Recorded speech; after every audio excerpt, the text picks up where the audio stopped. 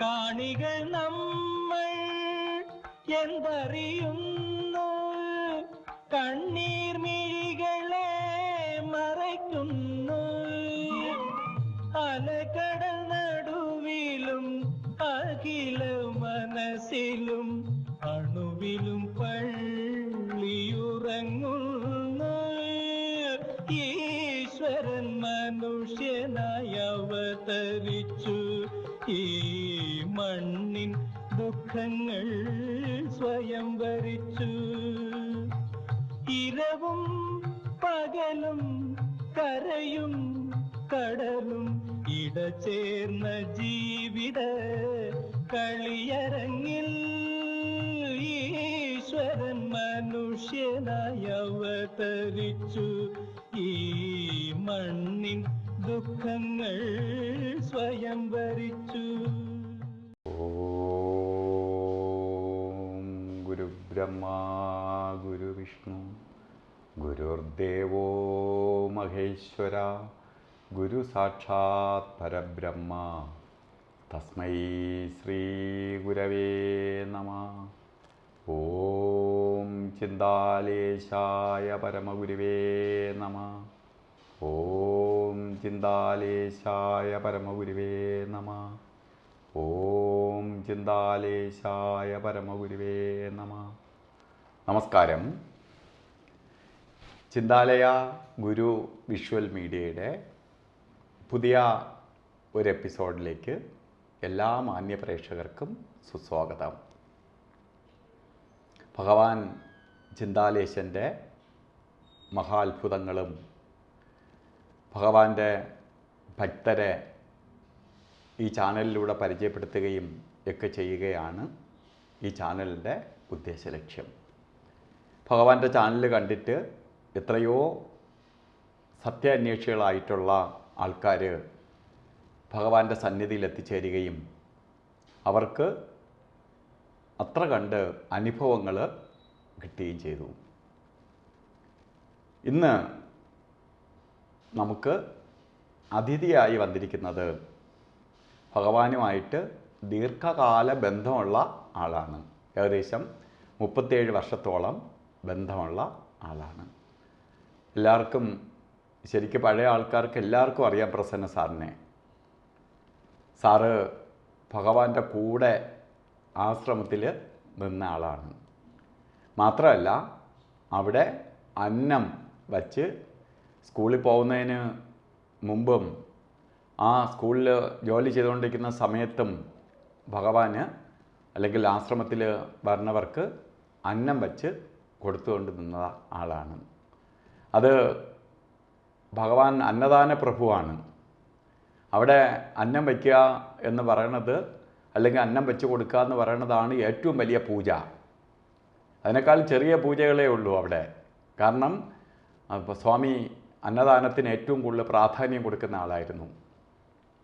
എനിക്കും എൻ്റെ ഏറ്റവും വലിയ ബേസ്മെൻ്റ് എന്ന് പറയണത് ഭഗവാന് കുറേ കാലം അന്നം വെച്ച് കൊടുക്കാൻ ഭാഗ്യം സിദ്ധിച്ചു. ആശ്രമത്തിൽ നിന്ന് ഭഗവാന് ഒപ്പം കുറേ കാലം എനിക്ക് ഭഗവാൻ അന്നം വെച്ച് കൊടുക്കാനും അതിൻ്റെ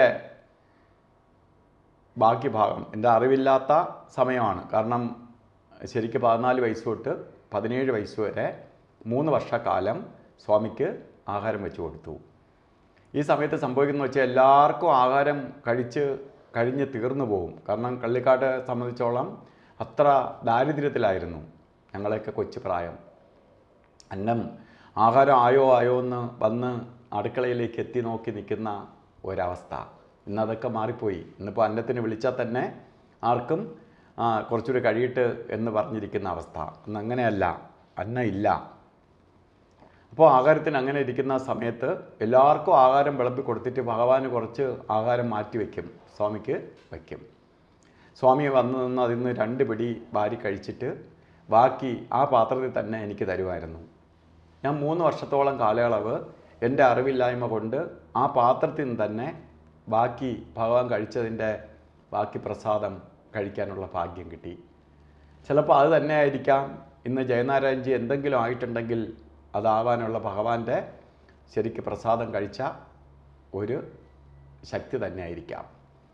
അപ്പോൾ ഇന്ന് അതുപോലെ ഭഗവാൻ അന്നം വയ്ക്കുകയും അവിടെ ആൾക്കാർക്ക് എത്രയോ പേർക്ക് അന്നം വച്ച് കൊടുക്കുകയും ചെയ്ത ആളാണ് പ്രസന്ന സാറ്.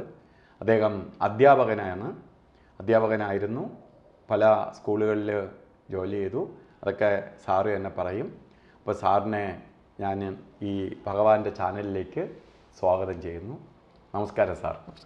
അപ്പോൾ അങ്ങയ്ക്ക് സ്വാമിയുമായിട്ട് ഒരുപാട് കാര്യങ്ങൾ, കാരണം ഒരുപാട് അനുഭവസ്ഥനാണ്, ഒരുപാട് കാര്യങ്ങൾ പറയാനുണ്ടാവും. എന്നാലും ഭക്തർക്ക് വേണ്ടി ആശ്രമത്തിലെ ചില കാര്യങ്ങൾ സാറ് ചെലവഴിക്കണം.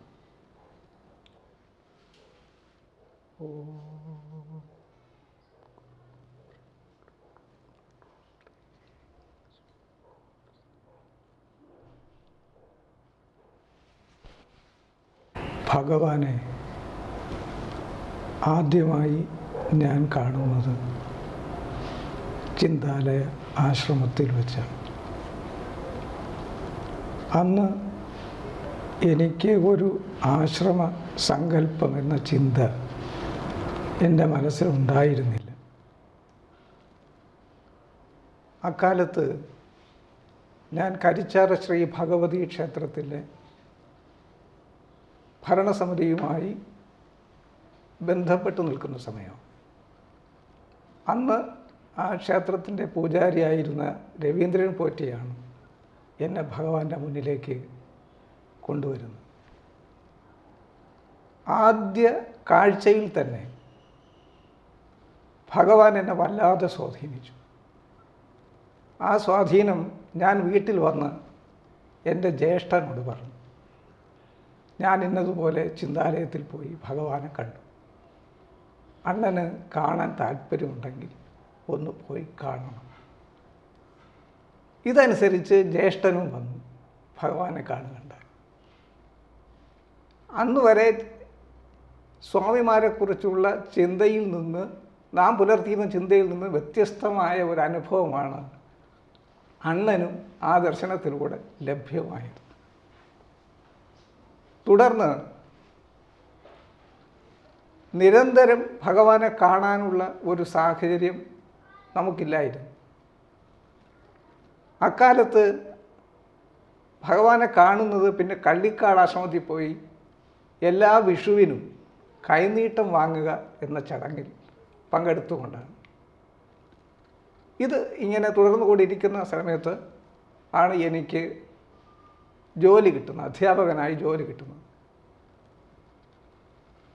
നിയമന ഉത്തരവുമായി ഭഗവാന്റെ അടുത്ത് വന്നു. അന്ന് കള്ളിക്കാട് ഒരു നീണ്ട പന്തലുണ്ടായിരുന്നു. ആ ചാണകം മെഴുകിയ നിലമാണ്. ആ പന്തലിൽ ഭഗവാൻ ഇരിക്കുകയാണ്. ഭഗവാന്റെ മുന്നിൽ നിയമന ഉത്തരവ് വെച്ചു. ഭഗവാൻ അത് വാങ്ങി മുന്നിൽ വെച്ചിട്ട് അവിടെ ഇരുന്നു, എടുത്തു തന്നു. അതിനുശേഷമാണ് ഞാൻ ജോലിക്ക് ഹാജരാകുന്നത്. പത്തനംതിട്ട ജില്ലയിലെ കോന്നിയിൽ നിന്ന് ഏകദേശം 22 കിലോമീറ്ററോളം ഉൾപ്രദേശമായ തണ്ണിത്തോട്, തേക്കുതോട് എന്ന സ്ഥലത്താണ് ജോലി പ്രവേശിക്കുന്നത്. അതിനുശേഷം ഞാൻ ആശ്രമവുമായി കൂടുതൽ അടുത്തു തുടങ്ങി. ഈ കാലയളവിൽ എനിക്ക് ആശ്രമത്തിൽ ഒരു ദിവസം നിൽക്കണം എന്ന ഒരു ചിന്ത ഉണ്ടായി. ഒരു ദിവസം വൈകുന്നേരം ഞാൻ ആശ്രമത്തിൽ വന്നു. ഭഗവാനെ അല്ലാതെ മറ്റാരെയും എനിക്ക് പരിചയമില്ല, ആരോടും സംസാരിച്ചിട്ടുമില്ല.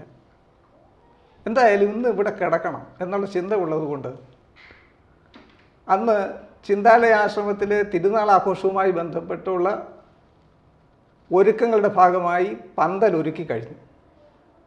നിലമൊക്കെ കൊത്തിയിളക്കി അടിച്ചൊതുക്കി ചാണകം മെഴുകിയിട്ടിരിക്കുന്ന സമയം. തറ ഉണങ്ങിയിട്ടില്ല. രാത്രിയിൽ ഭക്ഷണം കഴിച്ചിട്ട് ഞാൻ അവിടെ നിന്ന് ഈ പന്തലിൽ വന്നു. മറ്റാരും ആ പന്തലിലില്ല.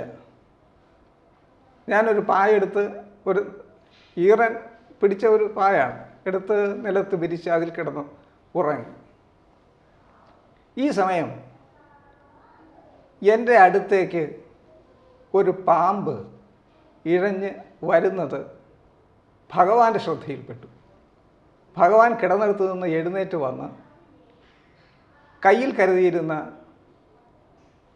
യൂക്കാലി തൈലം ഉറക്കത്തിലായിരുന്ന എൻ്റെ ശരീരത്തിന് ചുറ്റുമായി ഒഴിച്ചു.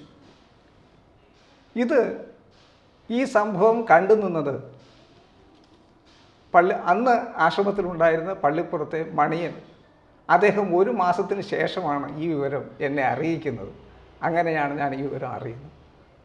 ഭഗവാൻ അന്ന് എൻ്റെ ദേഹരക്ഷയ്ക്ക് വേണ്ടി ചെയ്ത ആ രക്ഷാകവചം അതിന്നും അതുപോലെ തുടർന്നു തന്നെ പോകുന്നു എന്നതാണ് ഈശ്വരകാരുണ്യത്തിൻ്റെ മഹാത്മ്യം അറിയിക്കുന്നത്. അതിനുശേഷം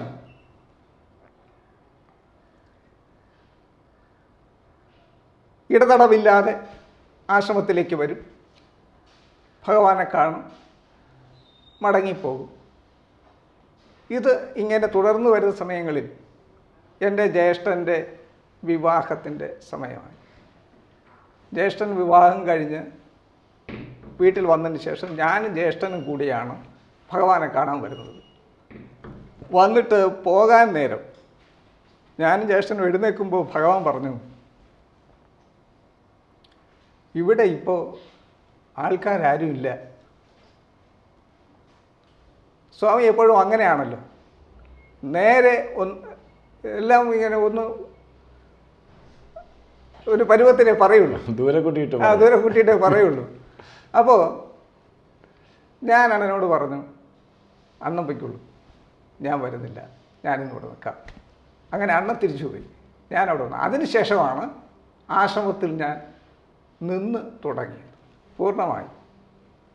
ജോലി ഉണ്ടായിരുന്നു, ജോലിക്ക് പോകുമ്പോൾ ജോലി സ്ഥലത്ത്, തിരികെ വരുമ്പോൾ ഇവിടെ വരും. ഇങ്ങനെ നടന്നിരിക്കുന്ന ഒരു സമയത്ത് ഭഗവാൻ ഒരു ദിവസം ഞാൻ ഭഗവാന്റെ അടുത്തിരിക്കുകയാണ്. കുറച്ച് പേരുണ്ട്. പൊതുവിൽ സ്വാമി പറഞ്ഞു, വ്രതാനുഷ്ഠാനമില്ലാത്ത ഈശ്വര ആരാധന മിഥ്യയാണ്. എല്ലാവരും കേട്ടു, ഞാനും കേട്ടു. പക്ഷേ പിന്നീട് ഞാൻ എൻ്റെ ഓരോ ചുവട് വെച്ചുള്ള നടപ്പിലും ഭഗവാന്റെ ഈ വാചകം എൻ്റെ മനസ്സിൽ ഇങ്ങനെ ചെവിയിൽ ഇങ്ങനെ കേട്ടുകൊണ്ടേയിരുന്നു. വ്രതാനുഷ്ഠാനമില്ലാത്ത ഈശ്വരാരാധന മിഥ്യയാണ്. അതിനുശേഷമാണ് വ്രതാനുഷ്ഠാനത്തിൻ്റെ ഭാഗത്തേക്ക് ഞാൻ കടക്കുന്നത്. തുടർന്ന് പത്തനംതിട്ടയിൽ ജോലി ചെയ്തുകൊണ്ടിരിക്കുന്ന വേളയിൽ ഭഗവാൻ ഒരു ദിവസം എന്നോട് പറഞ്ഞു, കല്ലൂർ വഞ്ചി കിട്ടിയാൽ കൊള്ളാം. അപ്പോൾ കല്ലൂർ വഞ്ചി എന്ന് പറയുന്നത് ഒരു ഔഷധ സസ്യമാണ്. അത് നദീതടങ്ങളിൽ പാറ പിളർന്ന് അതിൽ നിന്നാണ് കിളിർത്ത് വരുന്നത്. അപ്പോൾ അന്നാട്ടുകാർക്ക് ഇത് സസ്യത്തെക്കുറിച്ച് അറിയാം. അവിടെ ഉണ്ടായിരുന്ന എൻ്റെ പരിചയക്കാരോട് പറഞ്ഞപ്പോൾ അവരത് എനിക്കെടുത്ത് നൽകി. പക്ഷേ അത് ശേഖരിച്ചു കൊണ്ടുവന്ന് സ്കൂളിൻ്റെ നടയിലാണ് ഞാൻ താമസിച്ചിരുന്നത്. അപ്പോൾ കുട്ടികളത് നശിപ്പിച്ച് വെയിലത്തിട്ട് ഉണക്കാനായിട്ട് എനിക്ക് കഴിയുമായിരുന്നില്ല. ഞാനത് അടച്ചു വച്ചിരുന്നു. തിരിച്ച് ഭഗവാന്റെ അടുത്ത് എത്തിച്ചതും ഞാനല്ല, എൻ്റെ കൂടെ ഉണ്ടായിരുന്ന മറ്റൊരു അധ്യാപകൻ. അദ്ദേഹത്തിൻ്റെ കൈവശം കൊടുത്താണ് ഭഗവാന്റെ അടുത്ത് എത്തിക്കുന്നത്. അപ്പോഴത്തേക്കും അത് കുറച്ച് ജീർണിച്ചിരുന്നു. എന്നാലും ഭഗവാൻ അത് മണ്ഡപത്തിന് മുകളിലിട്ട് ഉണക്കി അതിനെ ഗുളികകളാക്കി അത് ഭക്തർക്ക് നൽകുകയുണ്ടായി എന്ന് മനസ്സിലാക്കാൻ കഴിഞ്ഞിട്ടുണ്ട്. ഒരു ദിവസം വൈകുന്നേരം കുളി കഴിഞ്ഞ് ഭഗവാന് മുന്നിൽ നിൽക്കുമ്പോൾ പുറത്ത് നല്ല മഴയുണ്ട്, ശക്തമായ മഴ. 4-4:30 മണിയാകും. ഭഗവാൻ എന്നോട് പറഞ്ഞു, മണ്ഡപത്തിൽ പോകുന്നില്ലേ? സാധാരണഗതിയിൽ വന്നാൽ ഉടനെ മണ്ഡപത്തിൽ പോകുന്ന സ്വഭാവം എനിക്കുണ്ട്. മണ്ഡപത്തിൽ പോകുന്നില്ലേ എന്ന് ചോദിച്ചു. രണ്ടാമതും ചോദിച്ചപ്പോൾ പിന്നെ ഇനി അവിടെ നിന്നിട്ട് കാര്യമില്ല. അതുകൊണ്ട് വളരെ വേഗം ഞാൻ മണ്ഡപത്തിലേക്ക് വന്നു. പുറത്ത് നല്ല ശക്തമായ മഴയുണ്ട്. അവിടെ വരുമ്പോൾ സാധാരണ 4:30 മണിക്ക് മണ്ഡപത്തിൽ ഭാഗവത പാരായണം തുടങ്ങുന്ന സമയമാണ്. ഈ ശക്തമായ മഴ കൊണ്ടാകണം അന്ന് വായിക്കേണ്ടിയിരുന്ന ആൾ അവിടെ എത്തിച്ചേർന്നില്ല. തിരുവള്ളൂരിൻ്റെ അച്ഛനാണ് വായിച്ചുകൊണ്ടിരുന്നത്, അദ്ദേഹം എത്തിയില്ല. അപ്പോൾ എല്ലാവരും എന്നെ നോക്കി. ഞാനാണെങ്കിൽ ഇന്ന് വരെ ആ സമയം വരെ ഞാൻ ഭാഗവതം കൈകൊണ്ട് തൊട്ടിട്ട് പോലുമില്ല. അതിൻ്റെ എല്ലാ വിഭ്രാന്തിയും എനിക്കുണ്ടായിരുന്നു. എങ്കിലും എടുത്തു. ആ ശക്തമായ മഴയ്ക്കിടയിൽ ഞാൻ വായിച്ചു തീർന്നപ്പോഴത്തേക്കും ഞാൻ ശക്തിയായി വിയർത്തിരുന്നു. അതോടുകൂടി ഞാൻ എഴുന്നേറ്റ് നേരെ ഭഗവാന് മുന്നിലേക്ക് വന്നു. വായിച്ചു കഴിഞ്ഞ ശേഷം സ്വാമി വളരെ ലളിതമായി എന്നോട് പറഞ്ഞു, ഇതിൽ പരിഭ്രമിക്കേണ്ട കാര്യങ്ങളൊന്നുമില്ല. തെറ്റ് പറ്റിയാൽ അത് എടുത്തു വായിച്ചാൽ മതി. ഈണമോ രാഗാധിഷ്ഠിതമോ ആകണമെന്നില്ല. അങ്ങനെ കഴിവുള്ളവർക്ക് അങ്ങനെയാകാം. അർത്ഥഗ്രഹണം നടക്കണം. വായിക്കുന്നതിൻ്റെ ഭാഗം ശരിക്കും മനസ്സിലാക്കി വായിക്കണം. തെറ്റ് പറ്റി പോയാൽ എടുത്ത് വായിക്കണം, അത്രമാത്രം. അതിനുശേഷം വളരെ ഭംഗിയായി വായിക്കാൻ കഴിയുന്നു എന്നാണ് വിശ്വാസം. പിന്നെ ഒരു ദിവസം എനിക്ക് ലളിതാ സഹസ്രനാമം വായിച്ചാൽ കൊള്ളാമെന്ന് തോന്നി. അപ്പോൾ ആരും അറിയാതെ ഞാൻ മണ്ഡപത്തിൽ വന്നൊരു പുസ്തകം എടുത്തിട്ട് ആശ്രമത്തിലെ സ്റ്റോർ റൂമിൻ്റെ വരാന്തയിൽ ഒന്ന് ഒളിച്ചിരുന്നു എന്ന് തന്നെ പറയാം. അത് തുറന്നു നോക്കി. ആ പുസ്തകം തുറക്കുന്ന സമയം എൻ്റെ മുന്നിൽ ഭഗവാൻ പ്രത്യക്ഷപ്പെടുകയാണ്. ഭഗവാൻ വന്നിട്ട് ഭഗവാനെ കണ്ട് ഞാൻ ചാടിയും എണീറ്റു. എന്തെന്ന് ചോദിച്ചു. ഞാൻ പറഞ്ഞു, ഇന്നതുപോലെ ലളിതാ സഹസ്രനാമമാണ്. കൊള്ളാം, വായിക്കൂ, വായിച്ച് പഠിക്കൂ എന്ന്. അതിനുശേഷമാണ് ഞാൻ ലളിതാ സഹസ്രനാമത്തിലേക്ക് പോകുന്നത്. ഇങ്ങനെ തുടർന്ന് വരുന്ന കാലയളവിൽ ആശ്രമത്തിൽ ചെറുതും വലുതുമായ നിരവധി പ്രവർത്തനങ്ങളിൽ പങ്കെടുക്കാനായിട്ട് ഈശ്വരകാരുണ്യം കൊണ്ട് എനിക്ക് കഴിഞ്ഞിട്ടുണ്ട്. അതുപോലെ സാറ് ഈ അന്നം വെച്ചുകൊണ്ട് നിൽക്കണേ. കാരണം എനിക്കും എത്ര ദിവസം സാർ അന്നം വിളമ്പി തന്നിട്ടുണ്ട് ഞാൻ ധാരാളം ദിവസം. അപ്പോൾ ആ അന്നം വയ്ക്കാനായിട്ട് ഉള്ള ആ ഒരു അവസ്ഥയെക്കുറിച്ച്. ഈ ഭക്ഷണം ഒരുക്കുക, രാവിലെ ദീപാരാധന കഴിഞ്ഞാൽ ഉടനെ നേരെ വരുന്നത് അടുക്കളയിലേക്ക്. അതെ. അവിടെ വന്നു കഴിഞ്ഞാൽ എന്നോട് പലപ്പോഴും ആശ്രമത്തിലെ പൂജാരി ചോദിക്കാറുണ്ട്, സാറേ ഇന്ന് എത്രയായി, 1,00,000 ചില്ലുവാനായോ എന്ന് ചോദിക്കും. ഞാൻ ചോദിക്കും. അപ്പോൾ എന്തായാലും കൃത്യമായി കാര്യങ്ങൾ നടക്കുന്നുണ്ട്. അത് എണ്ണത്തിൻ്റെ അടിസ്ഥാനത്തിലല്ല. അദ്ദേഹത്തിനോട് വളരെ സൗമ്യമായി അങ്ങനെ പറയുമായിരുന്നു. ദോശയാണ് ഞാൻ ഉണ്ടാക്കിയിരുന്ന. അതെ. അതിൽ വളരെ ഒരു ജപ്പാനിൽ നിന്ന് വന്ന അത് ആ ചേച്ചിക്ക് വളരെ താല്പര്യമായിരുന്നു അത്. അപ്പം പിന്നെ ചോറ് വെച്ച് കൊടുക്കുമായിരുന്നില്ല? അന്നം വെച്ച് രാവിലെ കാപ്പി, പിന്നെ ഉച്ചയ്ക്ക് ചോറ് വെച്ച് കഴിഞ്ഞാൽ പിന്നെ സ്കൂളിലേക്ക് പോകും. അതെ, അത് തന്നെ. അതാണ് വന്നിട്ട് വന്ന് രാവിലെ കാപ്പി കൊടുത്ത് അത് കഴിഞ്ഞ് ഊണം റെഡിയാക്കിയിട്ടാണ് സാറ് സ്കൂളിൽ പോണത്. ഇപ്പോൾ നമ്മൾ രാവിലെ ആ ഒരു വെപ്രാളത്തിൽ രാവിലെ സ്കൂളിൽ പോകുന്നതിന് മുമ്പ് ഇതെല്ലാം റെഡിയാക്കിയിട്ടാണ് സാർ അന്ന് കോലിക്കോട് സ്കൂളിലേക്ക് ഇപ്പോൾ കൊടുക്കുന്നത്. അന്ന് കോലിക്കോട് സ്കൂളിലായിരുന്നല്ലോ സാർ? കോലിക്കോട് സ്കൂളിൽ എത്ര കാലം ഉണ്ടായിരുന്നു? സ്കൂളിൽ 12 വർഷം. അപ്പോൾ ഈ 12 വർഷവും ശരിക്കും പറഞ്ഞാൽ ഭഗവാന്റെ അടുത്ത് നിന്നിട്ട് പോകാൻ പറ്റിയ ആ സമയമാണ്. കാരണം എനിക്കറിയാം സാറ് സമയമാകുമ്പം പ്രോളപ്പെട്ട് സ്കൂളിലേക്ക് ശരിക്കും ഓടി നടന്നുമായിട്ട് കാണാമായിരുന്നു. കാരണം ഈ ഭക്ഷണം വച്ച്, അതാണ് എനിക്ക് ഏറ്റവും വലിയ ഒരു ഇതായിട്ട് തോന്നിയിട്ടുള്ള ഒരു കാര്യം എന്ന് പറയുന്നത്, സാർ രാവിലെ കാപ്പി ഉണ്ടാക്കി കൊടുത്ത് അത് കഴിഞ്ഞിട്ട് ഉച്ചയ്ക്കുള്ള ഭക്ഷണം റെഡിയാക്കിയിട്ടാണ് സാർ നേരെ സ്കൂളിലേക്ക് പോണേ. അത് കഴിഞ്ഞിട്ട് എനിക്ക് തോന്നുന്നത് സാറ് ഉച്ചയാകുമ്പോൾ സ്കൂളിൽ വരുമെന്നു, ആശ്രമത്തിൽ വരുമെന്നു. ഊണ് ഉച്ചയ്ക്ക് വന്ന് ഭക്ഷണം കഴിച്ചിട്ടാണ് തിരിച്ചു പോണത്. പിന്നെ വൈകുന്നേരം വന്നാൽ പിന്നെ പിറ്റന്ന് വരെ അവിടുത്തെ ശരിക്കും പറഞ്ഞാൽ കുറേ കാലം അടുക്കളയിലെ ഭരണം സാറിൽ നിക്ഷിപ്തമായിരുന്നു എന്ന് തോന്നുന്നു. അതെ, കള്ളിക്കാട്ട് സുനി ഉണ്ടായിരുന്നു ആ സമയത്ത്. സുനി പള്ളിപ്പുറം മണിയുമായിട്ട് മണി കുറേ ദിവസം കഴിഞ്ഞപ്പോൾ പിന്നെ മണി വരാതെയായി. അപ്പോഴും സുനി സാറുമായിരുന്നു ഉണ്ടായിരുന്നത്, ത്രൂ ഔട്ട് ഉണ്ടായിരുന്നത്. ഇതിൻ്റെ ഇടയ്ക്ക് ഒരു പ്രധാനപ്പെട്ട മറ്റൊരു കാര്യം, ഭഗവാൻ ഒരിക്കൽ എന്നോട് പറഞ്ഞു, ശ്രീരുദ്രം പഠിച്ചാൽ നന്നായിരിക്കും. ഇത് ഭഗവാന്റെ അടുത്തിരിക്കുമ്പോഴാണ് പറയുന്നത്. അപ്പോൾ അന്ന് വേദിയിലുണ്ടായിരുന്ന ഒരു രവീന്ദ്രൻ സാർ ഇവിടെ ഈ ചാനലിലൊന്ന് സംസാരിച്ചിട്ടുണ്ട്. രവീന്ദ്രൻ സാർ ഇത് കേട്ടിട്ട്, രവീന്ദ്രൻ സാറ് ഗുരുവായൂർ പോയപ്പോൾ രുദ്രത്തിൻ്റെ പുസ്തകം വാങ്ങിക്കൊണ്ടുവന്ന് ഭഗവാന്റെ കൈ കൊടുത്തു. ഞാനത് സ്കൂളിലാണ് ആ സമയത്ത്. അത് തിരികെ സ്കൂളിൽ നിന്ന് വരുമ്പോഴത്തേക്ക് എന്നോട് എൻ്റെ കയ്യിൽ ഭഗവാൻ തന്നിട്ട് പറഞ്ഞത്, ഇന്ന ആൾ വാങ്ങിക്കൊണ്ട് വന്നതാണ്, അദ്ദേഹത്തിന് പൈസ കൊടുക്കണം കേട്ടോ എന്ന് പറഞ്ഞ് എൻ്റെ കയ്യിൽ തന്നു. ഞാനത് വാങ്ങി. ഇപ്പോൾ ഈ ശ്രീരുദ്രം പഠിക്കണം എന്ന് പറഞ്ഞത് കൊണ്ട് അന്ന് കേട്ടിരുന്ന ലല്ലു തൻ്റെ ലാപ്ടോപ്പിൽ രുദ്രം ശേഖരിച്ച് വെച്ചിട്ട് എന്നെ കേൾപ്പിച്ചു. അതൊരു കുറച്ച് സമയം എനിക്ക് കേൾക്കാനായിട്ട് പറ്റി. അതുകൊണ്ട് തന്നെ എനിക്കത് പഠിക്കാനായിട്ട് വളരെ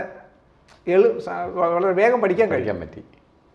ഇത് പഠിച്ചു കഴിഞ്ഞ ശേഷം ഭഗവാന്റെ വീടുണ്ടല്ലോ, ചിന്താലയത്തിലെ വീട്, അവിടെ ഇരുന്ന് ഞാനിത് ഉച്ചത്തിൽ ജപിക്കുമായിരുന്നു. ഒരു ദിവസം ഭഗവാന് കല്ലയം ശശിയോട് പറഞ്ഞ് വാദ്യാരെ ചിദംബരത്ത് കൊണ്ടുപോയിട്ട് അദ്ദേഹത്തിന് അവിടെ നിന്നുള്ള ഒരു ആചാര്യനെ കൊണ്ട് ഇത് പഠിപ്പിക്കണം. ഇത് ശശിയേട്ടനോടാണ് പറയുന്നത്, ഇവർ ഞാൻ അറിയുന്നു. എന്നിട്ട് ഒരു ദിവസം എന്നോട് ഭഗവാൻ പറഞ്ഞു, ചിദംബരത്ത് പോകണം, അത് അവിടെ 6 ദിവസം കൊണ്ട് ഇത് പഠിച്ച് പൂർത്തിയാകും, പോകണമെന്ന് പറഞ്ഞു. അപ്പോൾ രഥോത്സവ സമയമാണ്. അപ്പോൾ 10 ദിവസത്തെ ഉത്സവമുണ്ട്. നേരെ അവിടെ പോയി അവിടെ വെച്ച് തന്നെ ചിദംബരത്തെ ഒരാചാര്യനെ കൊണ്ട് എന്നെ രുദ്രം പഠിപ്പിച്ച്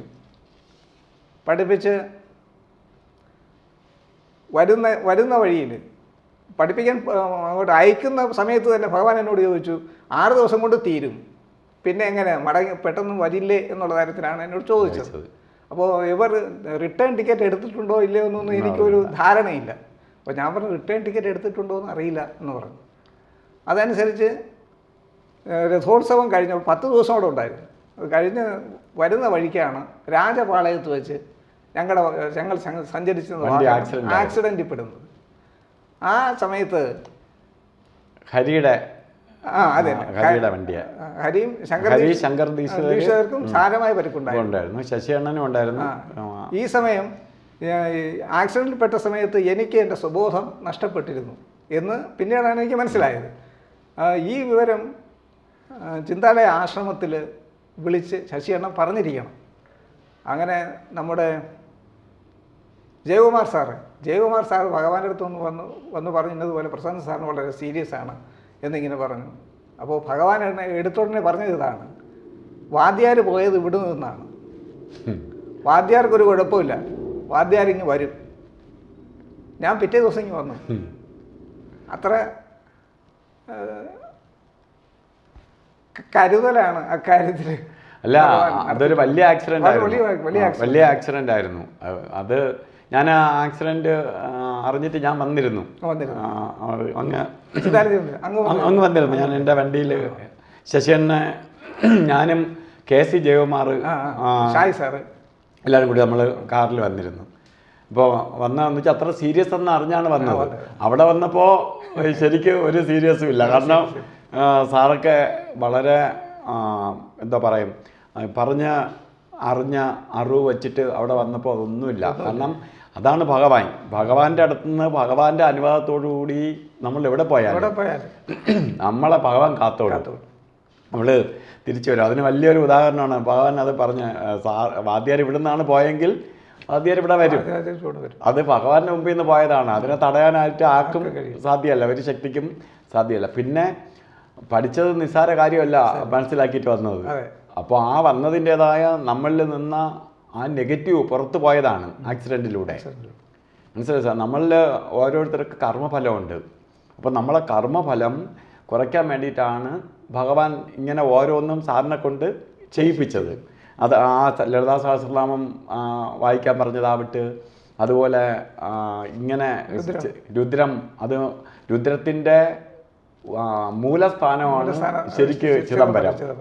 അവിടെയാണ് അതിരുദ്രം ഇത്രയും ശക്തമായി ചെയ്യുന്ന ഒരേ ഒരു ക്ഷേത്രം. പഞ്ചഭൂതങ്ങളിൽ അവിടെയാണ് അത്രയും ശക്തമായി ചെയ്യണത്. അതെ, ആകാശത്തിൻ്റെ സ്ഥലമായ അവിടെയാണ് ചെയ്യണേ. അപ്പോൾ അവിടെ തന്നെ ഭഗവാൻ പറഞ്ഞയച്ച് ചെയ്തിട്ട് വരുമ്പോൾ അതിരുദ്രം ചെയ്ത് രുദ്രൻ കൂടെ വന്നു. അപ്പോൾ ആ രുദ്രത്തെ അതിജീവിച്ച് വന്നതാണ്, അതായത് മരണത്തെ അതിജീവിച്ചു അവിടുന്ന്. അതുകൊണ്ടാണ് എല്ലാവരും അയ്യോ മരണപ്പെടും എന്നുള്ള അവസ്ഥ വന്നിട്ട് സാറിന് ഒന്നും പറ്റാതെ പൂ പോലെ തിരിച്ചിവിടെ കൊണ്ട് എത്തിച്ചത്. അപ്പം ബാക്കിയുള്ളവർക്ക് ഉണ്ടായ വലിയ കുഴപ്പങ്ങൾ പോലും സാറിന് വരാതെ പോയി. എല്ലാവരും പറഞ്ഞ സാറിനാണ് ഡേഞ്ചർ, സാറാണ് സീരിയസ് എന്നൊക്കെ പറഞ്ഞു നിന്നിട്ട് ഒന്നും സംഭവിച്ചില്ല. അപ്പോൾ ഇത് ഭഗവാന്റെ ഓരോ ഭക്തന്മാരിൽ ആ കാരുണ്യവാൻ്റെ കാരുണ്യം എത്രത്തോളം ചൊരിയുന്നു എന്നുള്ളതിൻ്റെ ഒരു ഉദാഹരണമാണ് ഈ ഓരോ. ഇപ്പോൾ സാറിത് പറഞ്ഞു, അപ്പോൾ സാറിത് പറയാതെ മനസ്സിൽ വെച്ചിരുന്ന ഇതാരും അറിയാതെ പോവും. മനസ്സിലായില്ലേ സാർ? ഇപ്പോൾ ഇത്തരം എന്തെല്ലാം കാരുണ്യവാനായ ഭഗവാൻ സഹിച്ചു നമുക്ക് വേണ്ടി. ഈ അദ്ദേഹത്തിൻ്റെ തപോബലത്താൽ അദ്ദേഹം ബ്രഹ്മഭാഗത്തിൽ നിന്ന് താഴെ ഇറങ്ങി വന്ന് നമ്മളെപ്പോലെ നിർദ്ധൻ്റായിട്ടുള്ള ഒരു വിവരമില്ലാത്ത നമ്മളെപ്പോലെ ഉള്ളവർക്ക് വേണ്ടി അദ്ദേഹത്തിൻ്റെ തപോബലം മൊത്തം യൂസ് ചെയ്യുകയാണ് ചെയ്തത്. ഭഗവാൻ ഇരിക്കേണ്ട ഭഗവാൻ ബ്രഹ്മഭാഗത്തിലിരുന്ന ഭഗവാൻ താഴെ ഇറങ്ങി വന്ന് നമ്മളെപ്പോലെ ഉള്ളവരെ രക്ഷിക്കാൻ വേണ്ടി വളരെ ഒരുത്തരും ചിലവഴിക്കില്ല. ആചാര്യന്മാർക്കെല്ലാം വന്നിട്ടുള്ള എന്താണ്, അവരൊരു പദത്തിൽ എത്തിച്ചേർന്നാൽ അവർ പിന്നെ മുങ്ങിക്കളയും. അവർ ഈ ജനങ്ങളുടെ ഇടയിലിരുന്ന് ജനങ്ങളുടെ പ്രശ്നത്തിലേക്ക് കൈ കടത്തൂല. സ്വാമി അതല്ല ചെയ്തത്. അദ്ദേഹത്തിൻ്റെ തപോബലം മൊത്തം ഈ നിർദ്ധനും വിവരദോഷികളായിട്ടുള്ള നമ്മളെ കർമ്മബലത്താൽ മൂടിക്കിടക്കണ ഈ വിവരമില്ലാത്ത നമ്മളിലേക്ക് ഭഗവാൻ മൊത്തം ചെലവഴിക്കുകയാണ് ചെയ്തത്. അങ്ങനെ ഒരാചാര്യന്മാരും ചിലപ്പോൾ ഭൂമിയിൽ ജീവിച്ചിരുന്ന ഒരാചാര്യന്മാരും ചെയ്തിട്ടുണ്ടാവുമെന്ന് എനിക്ക് തോന്നുന്നില്ല. ഭഗവാനെ പോലെ എല്ലാവരും അത്ഭുതങ്ങളൊക്കെ കാണിച്ചിട്ടുണ്ട്. പക്ഷെ ഭഗവാനെ പോലത്തെ അത്ഭുതത്തിൻ്റെ ഒരു ശരിക്കും കൂമ്പാരമാണ് ശരിക്കും സാക്ഷാൽ ചിന്താലേശൻ. അതിന് സംശയമില്ല. കാരണം യാതൊരു വ്യക്തിയെ എടുത്താലും, നമ്മൾ ആശ്രമമായിട്ട് സഹകരിക്കുന്ന ആയിരങ്ങളെ യാതൊരു വ്യക്തിയെ എടുത്താലും യാതെങ്കിലും ഒരനുഭവം ഇല്ലാത്ത ഒരാളും കാണില്ലെന്നാണ് ഞാൻ പറയണേ. മനസ്സിലായില്ലേ സാർ? ചിലർക്ക് അനുഭവങ്ങളുടെ ഒരു കൂമ്പാരം കാണും, എന്നാൽ ഒരു അനുഭവം പോലും ഇല്ലാത്ത ആരും കാണില്ല. അപ്പോൾ ഈ ഓരോ വ്യക്തിയിലും ഭഗവാൻ സ്വാധീനം ചെലുത്തിയിട്ടുണ്ട്. അവരുടെ കർമ്മഫലം ഭഗവാൻ ഏറ്റെടുത്തിട്ടുണ്ട്. പക്ഷെ അവിടെ പലരും അത് അറിയുന്നില്ല. നമുക്ക് വേണ്ടിയാണ് ഭഗവാൻ നിലകൊണ്ടത്, ഭഗവാൻ നമുക്ക് വേണ്ടിയാണ് ജീവിച്ചത്, നമുക്ക് വേണ്ടി ഭഗവാന് വേണ്ടി ഒന്നും ചെയ്തില്ല. ഭഗവാന് യുഗങ്ങളായി അല്ലെങ്കിൽ 4 യുഗത്തിലും ഇരുന്ന ആളാണ് അദ്ദേഹം. അദ്ദേഹത്തിൻ്റെ സർവ്വശക്തിയും നമുക്ക് വേണ്ടി പ്രയോഗിക്കുകയാണ് ചെയ്തത്. അല്ലാതെ അദ്ദേഹം എന്തെങ്കിലും അദ്ദേഹത്തിൻ്റെ കുടുംബത്തിന് വേണ്ടിയോ അല്ലെങ്കിൽ ഒന്നും സേവ് ചെയ്തിട്ട് പോയ ആളല്ല. അങ്ങനെ ആൾക്കാർ ഇല്ല. എല്ലാവരും മഠം കെട്ടുന്നതും അല്ലെങ്കിൽ കെട്ടുന്നതും ഒക്കെ തലമുറയ്ക്ക് വേണ്ടി കെട്ടിവെച്ചിട്ട് പോണവരാണ്. അല്ലെങ്കിൽ അടുത്ത സന്യാസി വര്യന്മാർക്ക് വേണ്ടി ചെയ്തു വെച്ചിട്ട് പരമ്പരകൾ കാണും. എല്ലാ ആശ്രമങ്ങളിൽ പോകുമ്പോൾ എന്താണ്, സ്വാമി പരമ്പര കാണും, അടുത്ത മഠാധിപതി. നമുക്ക് മഠാധിപതി ഒന്നുമില്ല, നമ്മളെ ഗുരുദേവൻ മാത്രമേ ഉള്ളൂ. അത് കഴിഞ്ഞാൽ നടത്തിപ്പുകാർ മാത്രമേ ഉള്ളൂ. നമ്മൾ ആശ്രമത്തിനുള്ള എന്താണ് നടത്തിപ്പ് ചുമതലക്കാർ, അതിങ്ങനെ മാറിക്കൊണ്ടേയിരിക്കും. അവിടെ മഠാധിപതിയില്ല, നമുക്കൊരു മഠാധിപതിയേ ഉള്ളൂ, അത് സാക്ഷാൽ ചിന്താലേശൻ ഭഗവാൻ മാത്രമേ ഉള്ളൂ. കാരണം എന്താണ്, അതുപോലെ ഒരാളില്ല, അതുപോലെ ത്യാഗിയായിട്ട് ഒരാൾ വരാനില്ല. അത് കണ്ട ഭഗവാൻ ആണ് വേറൊരാളിനെ ത്യാഗിയായിട്ട് ഒരാളില്ലാത്ത സ്ഥിതിക്ക് എങ്ങനെ വെച്ചിട്ട് പോകാൻ പറ്റും? എല്ലാ അധികാരമോഹികളാണ്. അപ്പോൾ അതുകൊണ്ട് അത് കണ്ടിട്ടാണ് ഭഗവാൻ ആ വഴി തന്നെ അങ്ങ് അടച്ചു കളഞ്ഞത്. അല്ലെങ്കിൽ ഭഗവാന് ഒരു ആളിനെ വച്ചാൽ ആ ഒരാളിനെ വയ്ക്കാമെന്ന് വയ്ക്കാം. അദ്ദേഹത്തിൻ്റെ തപോബലത്താൽ ഒരാളിനെ വേണമെങ്കിൽ ഒരു ഭഗവാന്റെ ചൈതന്യം അത്രയും ഇല്ലെങ്കിൽ തന്നെ കുറച്ച് കൊടുത്ത് ഇരുത്താം. അടുത്ത തലമുറയോ അതിന് ശേഷമോ ഇതൊന്നും ഇല്ലാത്തത് കൊണ്ടാണ് ഭഗവാൻ അതങ്ങ് അടച്ചിട്ട് നടത്തിപ്പുകാരാക്കി മാറ്റിയിട്ട് പോയത്.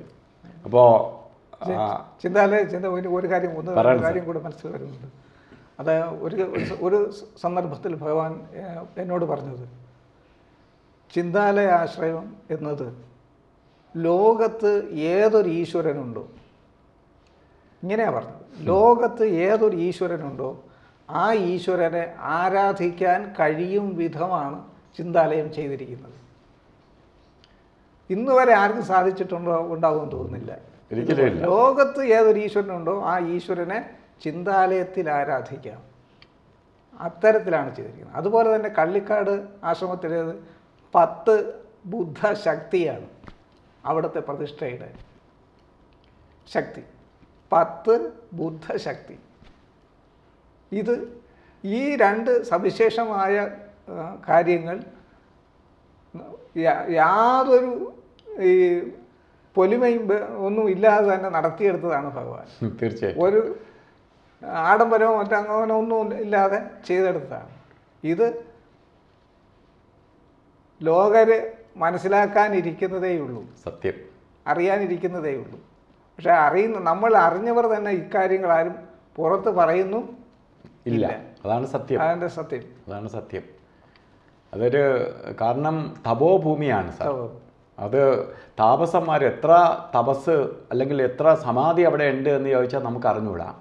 കാരണം അവിടെ ഒന്ന് വെട്ടുകയോ കിളയ്ക്കുകയോ എന്തെങ്കിലും ചെയ്യുമ്പോൾ തന്നെ സ്വാമി പറയും വേണ്ട, ഇവിടെ അത് ചെയ്യണ്ട. കാരണം അവിടെ എല്ലാം ജീവസമാധികളാണ്, ആ സമാധി സ്ഥലമാണ്. അതുകൊണ്ടാണ് എത്ര ദേവചൈതന്യം ലോകത്തുണ്ടോ ആ ചൈതന്യം ആഗിരണം ചെയ്ത് വെച്ചിരിക്കുന്ന സ്ഥലം പുണ്യഭൂമിയാണ് ശരിക്ക് നമ്മളെ പോത്തങ്കോട് ചിന്താലയാശ്രമം. അതുകൊണ്ട് ആ പുണ്യഭൂമിയിൽ പാദമെടുത്ത് ചവിട്ടിയാൽ തന്നെ നമ്മളെ കർമ്മഫലത്തിന് ശമനം വരും. അതുപോലെ 10 ബുദ്ധൻ്റെ ശക്തി അല്ലെങ്കിൽ അത് ബുദ്ധശക്തി ഉള്ള സ്ഥലം എന്ന് കള്ളിക്കാടിനെ പറയാൻ കാരണം 50 വർഷക്കാലം, 1/2 നൂറ്റാണ്ട് കാലം ഭഗവാൻ കർമ്മയോഗിയായിട്ടിരുന്ന് കർമ്മം ചെയ്ത സ്ഥലമാണ് കള്ളിക്കാട്. 50 വർഷം സാർ ആലോചിച്ച് നോക്കുക. 50 വർഷം, 1/2 നൂറ്റാണ്ട് കാലം അദ്ദേഹം കർമ്മം ചെയ്ത് അവിടെ പുണ്യഭൂമിയാക്കിയ സ്ഥലമാണ് കള്ളിക്കാട്. അദ്ദേഹത്തിൻ്റെ ആശ്രമം 3 ആശ്രമങ്ങളിൽ 2 ആശ്രമങ്ങൾക്കുള്ള പ്രത്യേകത അത് തന്നെയാണ്. അപ്പോൾ അത് കൊണ്ട് ഇപ്പം ഈ കാര്യങ്ങൾ സാറ് പോലെയുള്ള ആൾക്കാർ ഇതൊന്നും പറയാതെ ഇനിയുള്ള ജനങ്ങളിൽ, ഇനിയിപ്പം ഭഗവാനുള്ള സമയത്ത് ഭഗവാനിൽ നിന്ന് പലതും നമുക്ക് ശ്രവിക്കാം, ഭഗവാൻ പലതും ഇതുപോലെ പറയും. ഇപ്പം ഭഗവാന്റെ വചനങ്ങളാണ് സാറിലൂടെ വരുന്നത്.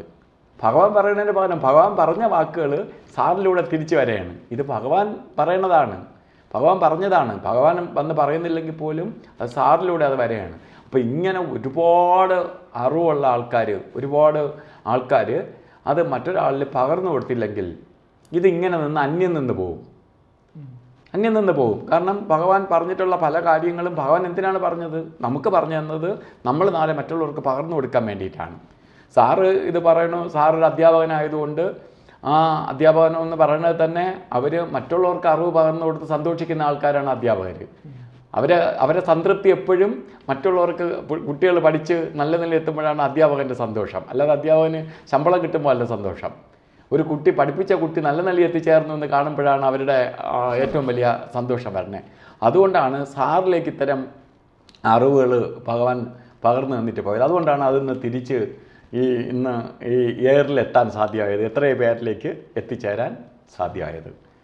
അതുകൊണ്ട് സാർ ഇത്രയും സമയം ഈ വന്ന് ഭഗവാന്റെ ചാനലിൽ വന്ന് ഭക്തർക്ക് വേണ്ടി, ഭക്തർക്കെന്നല്ല ഞങ്ങൾക്ക് എല്ലാവർക്കും വേണ്ടി സാർ ഇത്രയും സമയം ചെലവഴിച്ചതിന് സാറിന് ഭഗവാന്റെ നാമധേയത്തിൽ നന്ദി പറയാണ്.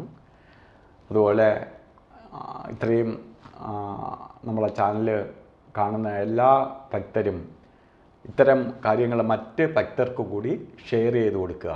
കാരണം സത്യാന്വേഷികളായിട്ടുള്ള ആൾക്കാർ എവിടെ ഇത്തരം ഒരു ആശ്രമമുണ്ട്, എവിടെ ഇതുപോലെ ദേവകേന്ദ്രമുണ്ട്, ഈശ്വര ചൈതന്യം തുളുമ്പുന്ന സ്ഥലമുണ്ട് എന്ന് അറിയാതെ അലഞ്ഞു നടക്കുന്ന കടിഞ്ഞാണില്ലാത്ത കുതിരയെ പോലെ മനസ്സ് ചഞ്ചലമായിരിക്കുന്നവർക്ക് ഒരു ആശ്രയ കേന്ദ്രമാണ് ചിന്താലയം എന്നുള്ളതിന് സംശയം വേണ്ട. അപ്പോൾ അതിലേക്ക് വരാനായിട്ട് അവരെയും കൂടെ നമുക്ക് കിട്ടിയ അനുഭവങ്ങൾ മറ്റ് ഭക്തർക്ക് കൂടി കിട്ടാൻ വേണ്ടി ഈ ചാനൽ മറ്റുള്ളവർക്ക് കൂടി ഷെയർ ചെയ്ത് കൊടുക്കുക. അതുപോലെ സബ്സ്ക്രൈബ് ചെയ്യാത്തവർ സബ്സ്ക്രൈബ് ചെയ്യുക. എല്ലാ ഭഗവാന്റെ ഭക്തർക്കും നല്ലത് വരട്ടെ എന്ന് പ്രാർത്ഥിച്ചുകൊണ്ട് നിർത്തുന്നു. നന്ദി, നമസ്കാരം.